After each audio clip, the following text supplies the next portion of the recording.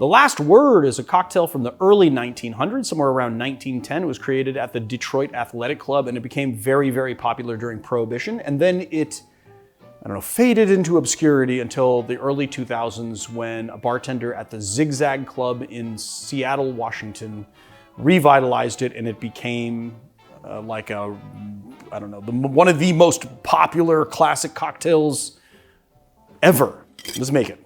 So, this is actually the cocktail that, I think even more so than the Corpse Reviver #2, this is the cocktail that really popularized the equal parts cocktail spec. And then on top of that, it gave birth to things like the Paper Plane, the Naked and Famous, and all these other wonderful drinks. Okay, so first things first, we're gonna do 3/4 ounce of lime juice, and we're gonna make sure that we have actually enough lime juice in the squeezer to be able to make 3/4 ounce, which we did not do.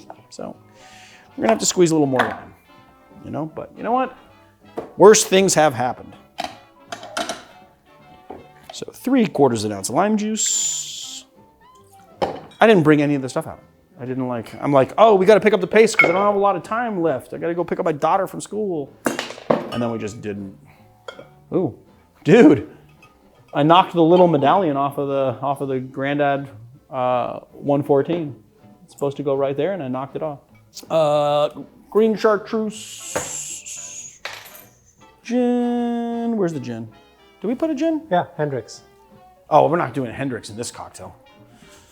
We're doing Hendrix for another cocktail.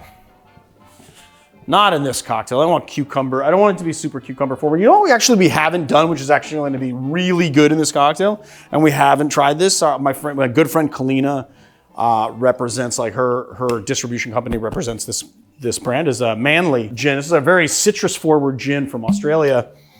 Oh my God, it's gonna go really well here in the Last Word that we're creating right now.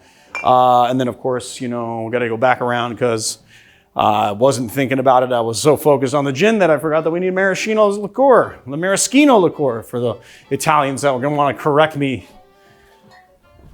All right, hey, we're getting kind of low on this. Oh wow, that's like almost empty completely. I think we got more though. All right. Yeah, we got a full bottle. I want to try and get some of the whatchamacallit, a different brand of Maraschino Liqueur. The Lazzaroni. I'd like to try and get that. Okay, so what do we do? 3/4 ounce of lime, 3/4 ounce of Maraschino Liqueur. Let's just finish this bottle here. We just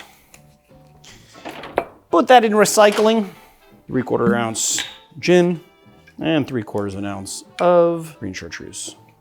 If you can find it. If not, there are plenty of alternatives, and people on the last video, actually I posted a video today that had green chartreuse in it, and I said, or alternative, and then everybody was questioning me about the alternatives. What are the alternatives? You got Faccia Bruto. Yeah. Or Faccia Bruto, I think that's how you pronounce it. Genepi de Alps, which is poor man chartreuse, a little sweeter than chartreuse. Yeah. What else we got? What else? There's so many. There's a couple other ones. Centerba. Yeah. But that's already. But if you the mix Centerba that you just mentioned is the Faccia Bruto. Oh, is it?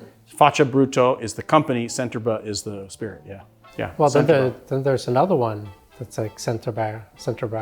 Well, there's a yellow. They do a yellow one. They do like a yellow chartreuse alternative, which is Centerba, and then whatever the Italian word for yellow is. But it is a seasonal thing, and it's limited, so it's very hard to get. Like you got to be on it to get that spirit. Yeah, but that's not the one I'm thinking about. It's the other Centerba. No, you're thinking of Centum Urbis. Oh, maybe. Yeah. Centum Urbis, which is definitely like chartreuse, but it has kind of a chocolate coffee vibe to it on top of it. It almost tastes like a after eight chocolate. But the hack was you mix the three, right? I don't know. We never did a video. We should do a video on this hack. We're gonna have to. Don't give it up now because we'll do a video on it. Don't. If you mention it, it's in a video. If you mention it, dude, you're gonna fucking Kevin Coast is gonna be on it like white on rice, dude. Kevin, just look away. No. Yeah. No. Close your ears. He's not allowed. Earmuffs. I see you. No. If that comes out in a video, we're gonna know who did it. I think we did a video on it already. No, I don't think we did. Yeah. We mentioned it in a video, maybe. And we mixed it, and it's like, oh yeah, this tastes like. Yeah, I think, but we didn't actually do like, here's the hack. No, Kevin. All right, let's I really believe that our channel has finally hit its stride. After 7 years of being in front of the camera, we have figured out what this channel truly is. Now let's hope other people agree. I don't Do you care agree? if they agree, because as long as we know, they know that I know that they know that I know that they know that I'm right.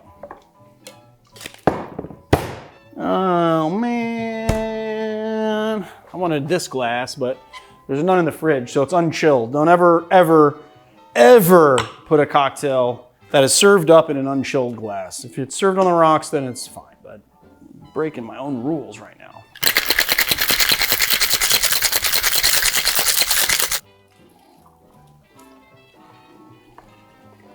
Oh, it looks different than I remember. Or maybe not. Yeah. It looks, what? I don't know. I thought less it was green, more green? I thought it was more yellow actually. How would it be more yellow?